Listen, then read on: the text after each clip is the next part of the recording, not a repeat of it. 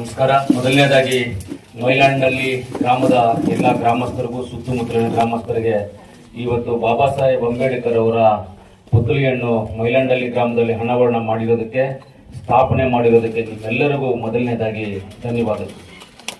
ಅದೇ ರೀತಿ ಇವತ್ತು ಈ ವೇದಿಕೆ ಮೇಲೆ ಈ ಒಂದು ಕಾರ್ಯಕ್ರಮಕ್ಕೆ ಆಗಮಿಸಿರ್ತಕ್ಕಂಥ ನಮ್ಮ MLC ಅಂತ ಅನಿಲ್ ಅಣ್ಣವರು, ಗಣಿಗಾನಹಳ್ಳಿ ಮುನಿಯಂಕಣ್ಣವರು, ಅದೇ ರೀತಿ ನಮ್ಮ ರವಣ್ಣವರು, ವಿನಾಯಕಣ್ಣವರು, ನಮ್ಮ ಆತ್ಮೀಯರಾದಂಥ ನಮ್ಮ ವಂಶದಂಥ ಅಂಬರೀಷ್ ಅವರು, ಈ ಕಡೆ ಬಕ್ಲೇರಿ ರಾಜಪ್ಪನವರು, ಹಾಗೆ ನಮ್ಮ ಹಿರಿಯರಾದಂಥ ಮೋಹನ್ ರಾಜಣ್ಣವರು ಬಂದಿದ್ದಾರೆ.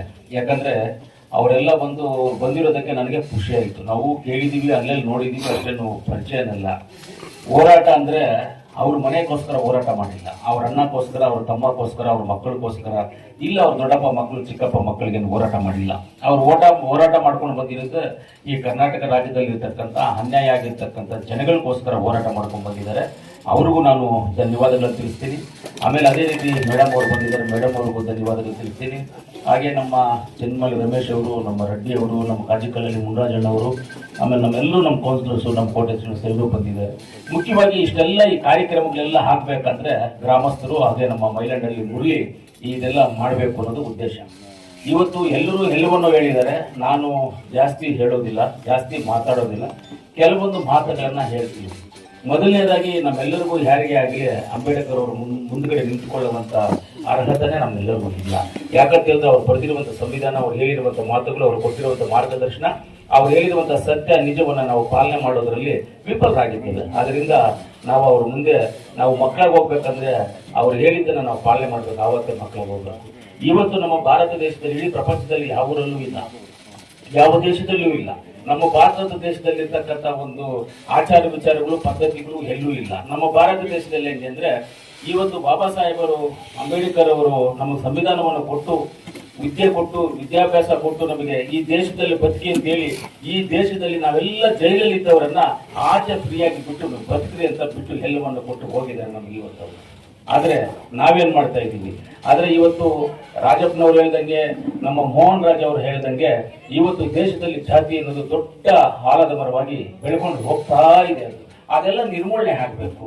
ಇವತ್ತು ನಾನು ಹೇಳ್ತೀನಿ, ಒಂದು ಹಾಸ್ಪಿಟ್ಲ್ಗೆ ಹೋದ್ರೆ ಯಾವುದಾದ್ರೂ ಜಾತಿ ಇದೆಯಾ? ಹಾಸ್ಪಿಟ್ಲಲ್ಲಿ ಹೋದ್ರೆ ಡಾಕ್ಟರ್ ಬಂದ್ಬಿಟ್ಟು ಜಾತಿಯವರೇ ಡಾಕ್ಟರ್ನ ನೋಡಬೇಕು ಅಂತ ಏನೋ ಇದೆಯಾ? ಯಾವ ಜಾತಿಗೆ ಆ ಜಾತಿ ಡಾಕ್ಟರ್ ನೋಡ್ಬೇಕಾ? ಅವ್ರು ಇಡಬೇಕಾಗಿತ್ತಾ? ಯಾಕೆ ಹಾಸ್ಪಿಟ್ಲಲ್ಲಿ ಜಾತಿ ಇಲ್ಲ? ಯಾಕೆ ನಮಗೆ ಈ ರಕ್ತ ಕೊಡೋದ್ರಲ್ಲಿ ಜಾತಿ ಇಲ್ಲ? ಯಾವುದೋ ಒಂದು ಏಟ್ ಬಿತ್ತು, ಯಾರಿಗೇ ಹೋಯ್ತು, ಯಾರ ರಕ್ತ ಯಾರು ಕೊಡ್ತಾರೆ ಯಾರಿಗಾದ್ರೂ ಗೊತ್ತಾ? ಅದೇನಾದ್ರೂ ಜಾತಿ ಹೇಳ್ಬಿಟ್ಟು ರಕ್ತ ಕೊಡ್ತಾರಪ್ಪ, ಈ ಜಾತಿ ಇದು ಈ ರಕ್ತ, ಈ ಜಾತಿಯವರು ಈ ರಕ್ತ ಹಾಕೋಬೇಕು ಅಂತ ಏನಾದ್ರು ಸಿದ್ಧಾಂತ ಇದೆಯಾ? ಪದ್ಧತಿ ಇದೆಯಾ? ಇವತ್ತು ತಿರುಪತಿ ವೆಂಕಟಸ್ವಾಮಿಗೆ ಹೋದ್ರೆ ಏನಾದ್ರು ಜಾತಿ ಕೇಳ್ತಾರ? ಇವತ್ತು ವೇಳಂಗಣಿ ಚರ್ಚ್ಗೆ ಹೋದ್ರೆ ಯಾರಾದ್ರೂ ಜಾತಿ ಕೇಳ್ತಾರ? ನಮ್ಮ ಮುಳಬಾಗ ದೊಡ್ಡ ದರ್ಗಾಗೆ ಹೋದ್ರೆ ಯಾರಾದ್ರೂ ಜಾತಿ ಕೇಳ್ತಾರ? ಯಾವುದೂ ಇಲ್ಲ. ಎಲ್ಲಾ ಜಾಗದಲ್ಲಿ ಎಲ್ಲ ಹೋಗ್ಬೇಕಾಗುತ್ತೆ. ಆದ್ರೆ ಎಲ್ಲದಕ್ಕೂ ಇವಾಗ ಊರಲ್ಲಿ ನೀರು ಬಿಡ್ತಾರೆ, ಟ್ಯಾಂಕ್ ಇಂದ ನೀರು ಬಿಡ್ತಾರೆ. ಜಾತಿಗೊಂದು ನಲ್ಲಿ ಏನಾದ್ರು ಇದೆಯಾ? ಜಾತಿಗೊಂದು ಪೈಪ್ ಲೈನ್ ಏನಾದ್ರು ಇದೆಯಾ? ಊರಲ್ಲಿ ಎಲ್ಲರೂ ನಾವು ನೀರು ಕುಡಿತಾ ಇದೀವಲ್ಲ. ಒಂದೇ ಸರ್ಕಾರದ ನೀರು ಪಂಚಾಯತಿಯಿಂದ ಕೊಡ್ತಾರೆ, ಅದೇ ನೀರನ್ನ ನಾವು ಬರೋದು. ಟ್ಯಾಂಕ್ ಹೋಗುತ್ತೆ, ಪೈಪ್ ಇಂದ ಬರುತ್ತೆ, ಅವ್ರವ್ರ ಮನೆಗೆ ಅವ್ರು ಡಿವೈಡ್ ಮಾಡಿ ಹೋಗ್ತಾ ಇರುತ್ತೆ. ಊರಲ್ಲಿ ವಾಟರ್ ಮ್ಯಾನ್ ಆಗಿ ಎಲ್ಲಾ ಜಾತಿ ಜನಾಂಗದವ್ರು ಇದ್ದಾರೆ. ಅಂದ್ರೆ ದಲಿತರಿದ್ರೆ ಬೇರೆಯವ್ರು ಕುಡಿಬಾರ್ದ, ಬೇರೆಯವ್ರಿದ್ರೆ ದಲಿತರು ಕುಡಿಬಾರ್ದ? ಎಲ್ಲದರಲ್ಲೂ ನಮಗೆ ಜಾತಿ ಇಲ್ಲ. ಆದ್ರೆ ನಾವು ಬದುಕೋದ್ರಲ್ಲಿ ಜಾತಿಯನ್ನ ಕಟ್ಕೊಂಡಿದ್ದೀವಿ, ಬದುಕೋದ್ರಲ್ಲಿ ಜಾತಿಯನ್ನ ಕಟ್ಕೊಂಡಿದ್ದೀವಿ. ಇದು ಯಾವತ್ತು ನಿರ್ಮೂಲನೆ ಆಗುತ್ತೋ ಆವತ್ತು ನಮ್ಮ ದೇಶ ಉದ್ಧಾರ ಆಗುತ್ತೆ. ಇವತ್ತು ಅಮೆರಿಕ ಎಷ್ಟೋ ಅಭಿವೃದ್ಧಿ ಆಗಿದೆ. ಮೊದಲು ಅಮೆರಿಕದ ₹1 ಕೊಟ್ಟರೆ ನಮ್ದು ₹7 ₹8 ಕೊಡ್ತಾ ಇದ್ರಂತೆ, ನನಗೆ ಪಕ್ಕಾ ಗೊತ್ತಿಲ್ಲ. ಮೊದಲು ಸ್ವಾತಂತ್ರ್ಯ, ಬಿಫೋರ್ ಇಂಡಿಪೆಂಡೆನ್ಸ್, ಆ ಟೈಮಲ್ಲಿ ಯಾವುದೋ ಕಾಲದಲ್ಲಿ ನಮ್ಮ ದುಡ್ಡಿಗೆ ವ್ಯಾಲ್ಯೂ ಇವತ್ತು ಅಮೆರಿಕದ ₹1 ಕೊಟ್ಟರೆ ನಮ್ದು ₹97 ಕೊಡಬೇಕು. ಅವ್ರಿಗೆ ₹1 ನಮ್ಗೆ ₹97. ಯಾಕೆ ಹೇಳಿ? ಆ ಊರಲ್ಲಿ ಜಾತಿ ಇಲ್ಲ, ಯಾವುದೂ ಇಲ್ಲ. ಅವ್ರು ಆರಾಮಾಗಿ ಅವ್ರವ್ರ ಬಿಸ್ನೆಸ್ ಮಾಡ್ಕೊಂಡು ಅವ್ರು ತಿನ್ಕೊಂಡು ಅವ್ರು ಆರಾಮಾಗಿ ಹೋಗ್ತಾ ಇದ್ದಾರೆ.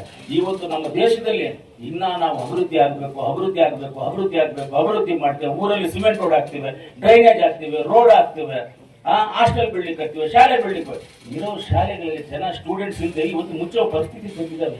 ಬಾಬಾ ಸಾಹೇಬ್ ಅಂಬೇಡ್ಕರ್ ಅವರು ಹೇಳಿದ್ರ ಶಾಲೆಗಳನ್ನ ಮುಚ್ಚಿ ಅಂತ.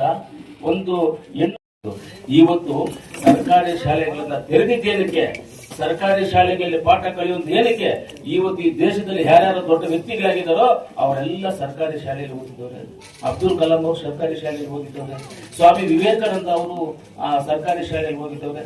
ಬಾಬಾ ಸಾಹೇಬ್ ಅಂಬೇಡ್ಕರ್ ಅವರು ಏನು ಪ್ರೈವೇಟ್ ಶಾಲೆಗೆ ಹೋಗಿದ್ರು? ಅವರು ಅವತ್ತಿದ್ದ ಸರ್ಕಾರಿ ಶಾಲೆಗಳಲ್ಲಿ ಎಲ್ಲ ಸರ್ಕಾರಿ ಶಾಲೆಗೆ ಹೋಗಿ ಇವತ್ತು ಈ ಮಟ್ಟಕ್ಕೆ ಬಂದಿದ್ದೀವಿ ನಾವೆಲ್ಲರೂ. ನಾನು ಓದಿದ್ದು ಸರ್ಕಾರಿ ಶಾಲೆನಲ್ಲಿ, ಎಲ್ಲರೂ ಸರ್ಕಾರಿ ಶಾಲೆ. ಇವತ್ತು ಪ್ರೈವೇಟ್ ಶಾಲೆಗಳಿಗೆ ಹೋಗ್ಬಿಟ್ಟು ಅದಕ್ಕೆ ಸರ್ಕಾರಿ ಶಾಲೆಗಳನ್ನು ಉಳಿಸ್ಕೋಬೇಕು. ಆದ್ರೆ ಅಂಬೇಡ್ಕರ್ ಅವರು ಹೇಳಿರೋ ಮಾತನ್ನ ನಾವೆಲ್ಲರೂ ಉಳಿಸ್ಕೋಬೇಕಾಗುತ್ತೆ. ಇವತ್ತು ಈ ಊರಲ್ಲಿ ಬಾಬಾ ಸಾಹೇಬ್ ಅಂಬೇಡ್ಕರ್ ಪುತ್ಥಳಿಯನ್ನ ಇವತ್ತು ಇಲ್ಲಿ ಪ್ರತಿಷ್ಠಾಪನೆ ಆಗಿದೆ. ಪ್ರತಿಷ್ಠಾಪನೆ ಮಾಡೋದಕ್ಕೆ ನೀವೆಲ್ಲರೂ ಎಷ್ಟು ಕಷ್ಟಪಟ್ಟರು, ಗ್ರಾಮಸ್ಥರು ಎಲ್ಲರೂ ಅಷ್ಟು ಕಷ್ಟಪಟ್ಟಿದ್ದೀರೋ ವಾರಕ್ಕೊಂದ್ಸಲಿ ಸಾಧುಗಳು ಪೂಜೆ ಮಾಡಿ, ಒಂದು ಹಾರ ಹಾಕಿ, ನಮಸ್ಕಾರ ಮಾಡ್ರಿ, ಹಂಗೆ ಬಿಡ್ಬೇಡ್ರಿ, ನಮಸ್ಕಾರ ಮಾಡ್ರಿ. ಇವಾಗ ನಮ್ಮ ಮೋಹನ್ ರಾಜನ್ ಅವ್ರು ಹೇಳಂಗೆ ರಾತ್ರಿ ಬಂದು ನಮಗ ಅವರು ಶಾಪಗಳು ತರ್ತಾವೆ ಅಂತ ಹೇಳಿದ್ರು. ನಮ್ಮಲ್ಲೇ ಇರ್ತಾರೆ ಅವರು, ನಮ್ಗೆ ಶಾಪಗಳು ತರ್ತೇವೆ ಅಂತ. ಈ ತರ ಅವ್ರು ಬಿಟ್ಟ ಮೇಲೆ ಅವರ ಗೌರವವಾಗಿ ನೋಡಿಕೊಂಡು ಅವ್ರಿಗೆ ಹಾರವನ್ನು ಹಾಕಿ ವಾರಕ್ಕೊಂದ್ಸಲಿ ಯಾರಾದ್ರೂ ಒಬ್ರು ಅದನ್ನೆಲ್ಲ ತೊಳೆದು ಅವ್ರಿಗೆ ಪೂಜೆ ಮಾಡ್ರಿ. ನಮ್ಗೆ ಪುಣ್ಯನ ಬರುತ್ತೆ, ಪೂಜೆ ಮಾಡ್ರಿ, ಪುಣ್ಯನ ಬರುತ್ತೆ. ಇಲ್ಲಾಂದ್ರೆ ರಾತ್ರಿ ಹೊತ್ತು ಎಲ್ಲವನ್ನು ಕತ್ತಿಸ್ಕೊಡ್ಬೇಕು ಅಂತ ಹೇಳ್ತೀನಿ. ನಾನು ಅವ್ರಿಗೆ ಹೇಳ್ತೀನಿ, ನಿಮ್ಗೆ ಯಾರಾದ್ರೂ ಪೂಜೆ ಮಾಡ್ತಾರೆ ನೀವೇ ಬಂದು ಕತ್ತಿಸ್ಕೊಡ್ಬೇಕು ಅಂತ. ಆ ತರ ಅಂಬೇಡ್ಕರ್ ಅಂತ ಹೇಳಿದ್ರೆ, ನನಗೂ ಮೊದಲು ಅಂಬೇಡ್ಕರ್ ಬಗ್ಗೆ ಗೊತ್ತಿರಲಿಲ್ಲ. ನನಗೆ 2004ವರೆಗೂ ನಮ್ಮ ಸಂವಿಧಾನವನ್ನು ಬರೆದಿದ್ದಾರೆ, ಶಾಲೆಯಲ್ಲಿ ಅಂಬೇಡ್ಕರ್ ಜಯಂತಿ ಮಾಡ್ತಾ ಇದೀವಿ ನಾವು. ಅಂಬೇಡ್ಕರ್ ಅಂತ ಗುರುಮೂರ್ತಿ ಅಂತ ನನ್ನ ಕ್ಲಾಸ್ಮೇಟ್ ಒಬ್ಬ ಇದ್ದ ಹ್ಯಾಂಡಿಕ್ಯಾಪ್, ಅವನು ಅಂಬೇಡ್ಕರ್ ಬಗ್ಗೆ ತುಂಬಾ ಹೇಳೋಣ. ಅವನು ನನ್ನ ಜೊತೆ ಓದ್ತಾ ಇದ್ದವನು. ನಾವು ಹೇಳ್ತಾ ಇದ್ವಿ, ನಮ್ಮ ಚಿಕ್ಕ ಹುಡುಗರು ಏನೂ ಗೊತ್ತಿರಲಿಲ್ಲ. ನನಗೆ ನಿಜವಾಗ್ಲೂ ಹೇಳ್ಬೇಕಂದ್ರೆ ಜಾತಿ ಬಗ್ಗೆ ಗೊತ್ತಾಗಿದೆ 2004ರಿಂದ ಆಚೆನೆ, ನಾನು ಈಚೆನೆ ಗೊತ್ತಾಗಿದೆ ಜಾತಿವಾದ ಬಗ್ಗೆ. ಜಾತಿನೇ ಗೊತ್ತಿರಲಿಲ್ಲ ನಮಗೆ. ನಮ್ಮೂರಲ್ಲಿ ವೆಂಕಟೇಶಪ್ಪ ಅಂತಿದ್ದಾರೆ, ವೆಂಕಟೇಶಪ್ಪ ಅಂತ. ಅವ್ರ ಮಗ ನಾವೆಲ್ಲ ಜೊತೆಯಲ್ಲಿ ಒಂದೇ ಜೊತೆಲಿ ಓಡಾಡ್ತಾ ಇದ್ವಿ, ಒಂದು ಸೈಕಲ್ ಅಲ್ಲಿ ಓಡಾಡ್ತಾ ಇದ್ವಿ. ಅವ್ರ ಮನೆಯಲ್ಲಿ ನಾವು ಊಟ ಮಾಡ್ತಾ ಇದ್ವಿ, ನಮ್ಮ ಮನೆಗೆ ಬಂದು ಅವ್ರು ಊಟ ಮಾಡ್ತಾ ಇದ್ರು, ನಮ್ಮ ತೋಟದಲ್ಲಿ ಅವ್ರು ಬರ್ತಾ ಇದ್ರು. ನಮ್ಮ ತೆಂಗಿನ ಮರ ಅವ್ರ ಕಾಯಿಗೆ ಕೀಳ್ತಾ ಇದ್ದ, ಅವ್ರ ಮರದಲ್ಲಿ ನಾನು ಮಾವಿನ ಕಾಯಿ ಕೀಳ್ತಾ ಇದ್ವಿ, ಜೊತೆಯಲ್ಲಿ ತಿಂತಾ ಇದ್ವಿ. ಹಸುಗಳು ಮೇಯ್ಸಕ್ಕೆ ಹೋಗ್ಬಿಟ್ಟು ಅವ್ರ ಮಾವಿನ ಗಿಡದಲ್ಲಿ ಮಾವಿನಕಾಯಿ ಕಿತ್ಕೊಂಡು ಮಾವಿನಕಾಯಿ ಬಜ್ಜಿಯನ್ನ ಮಾಡಿ ಇಟ್ಟಿಟ್ಕೊಂಡು ನಾವೆಲ್ಲ ಜೊತೆನಲ್ಲಿ ಕೂಡ ತಿಂದಿದ್ವಿ. ಆದ್ರೆ 2004 ಈ ಜಾತಿ ಪದ್ಧತಿ ಯಾವುದು ನಮಗೆ ಗೊತ್ತಿರಲಿಲ್ಲ, ನಮ್ಮೂರಲ್ಲಿ ಗೊತ್ತಿರಲಿಲ್ಲ. 2004 2003-4 ಅಲ್ಲಿ ನಾನು ರಾಜಕೀಯವಾಗಿ ಹೋಗ್ಬೇಕು ಅನ್ನೋ ಉದ್ದೇಶ ಯಾವಾಗ ಆಚೆ ಬಂದು ಆವಾಗೇ ಗೊತ್ತಾಯ್ತು ಹಿಂಗೆಲ್ಲ ಇದೆಯಾ ಅಂತ. ನಮ್ಗೆ ಆಶ್ಚರ್ಯಗಳಾಯ್ತು ಅವತ್ತು, ಹಿಂಗೆಲ್ಲ ಇದೆಯಾ ಅಂತ ಆಶ್ಚರ್ಯಗಳಾಯ್ತು. ಆದ್ರೆ ನಾವ್ ಯಾವತ್ತೂ ಅದನ್ನ ಪಾಲಿಸಿಲ್ಲ, ಯಾವತ್ತೂ ನಾವು ಅದಕ್ಕೆ ಮಾಡ್ಕೊಂಡೋಗಿಲ್ಲ. ಇವತ್ತು ನಮ್ಮೂರಲ್ಲಿ ಮುನಿಯಪ್ಪ ಅಂತ ಗ್ರಾಮ ಪಂಚಾಯತಿ ಮೆಂಬರ್, ನನಗಿಂತ ಒಂದ್ 2 ವರ್ಷ ದೊಡ್ಡವನು, 5ನೇ ಸತಿ ಗ್ರಾಮ ಪಂಚಾಯತಿ ಮೆಂಬರ್ ಆಗ್ತಾನೆ. ಬೈ ಕ್ಯಾಸ್ಟ್ ಕೊರ್ಚರ್ ಹುಡುಗ. ನಮ್ಮೂರಲ್ಲಿ ಇರೋದು ಒಂದೇ ಮನೆ, ಊರನ್ನ ನೋಡ್ಕೊಳ್ಳೋದು ಅವನೊಬ್ಬನೇ. ನಮ್ಮೂರಲ್ಲಿ ಎಂಥ ಘಟಾನುಘಟಿಗಳಿದ್ದಾರೆ ಅಂತ ಹೇಳಿದ್ರೆ ಭಯಂಕರವಾದಂಥ ಘಟಾನುಘಟಿಗಳಿದ್ದಾರೆ. ಆದ್ರೆ ಆತನಿಗೆ ಗೌರವ ಕೊಡ್ತಾರೆ. ಊರಿನ ಕಾವಲುಗಾರ ಇದ್ದ, ಊರನ್ನ ನೋಡ್ಕೊಳ್ಳೋಡು. ಜನರಲ್ ಬಂದ್ರು 10ನೇ ಗ್ರಾಮ ಪಂಚಾಯತಿ ಮೆಂಬರು, ರಿಸರ್ವ್ ಬಂದ್ರು 10ನೇ ಗ್ರಾಮ ಪಂಚಾಯತಿ ಮೆಂಬರು, ಜಂಟ್ ಬಂದ್ರು ಅವನೇ, ಲೇಡಿ ಬಂದ್ರು ಅವ್ನ ಹೆಂಡತಿ. ಇಷ್ಟೇ. ಈ ತರ ನಾವ್ ಯಾವತ್ತೂ ಆ ತರ ಜಾತಿ ಪದ್ಧತಿಗಳನ್ನ ಇಟ್ಕೊಂಡೇ ಹೋಗಿಲ್ಲ. ಇವತ್ತರೆಗೂ ಅಷ್ಟೇ. ಇವಾಗ ಹೋಟೆಲ್ ಊಟ ಮಾಡ್ತೀವಿ, ಯಾವ ಜಾತಿ ಅವ್ರು ಅಡಿಗೆ ಮಾಡ್ತಾರೆ ನಮ್ಗೆ ಗೊತ್ತಾ? ಆದ್ರೆ ಎಲ್ಲರೂ ಜೊತೆ ಕೂತ್ಕೊಂಡು ಊಟ ಮಾಡ್ತೀವಲ್ಲ, ಯಾಕೆ ನಾವು ಮನೆಯಲ್ಲಿ ಮಾಡಬಾರ್ದು? ಈ ಪದ್ಧತಿಗಳನ್ನ ಬಿಡಬೇಕು. ನಾವೆಲ್ಲರೂ ಭಾರತೀಯರು.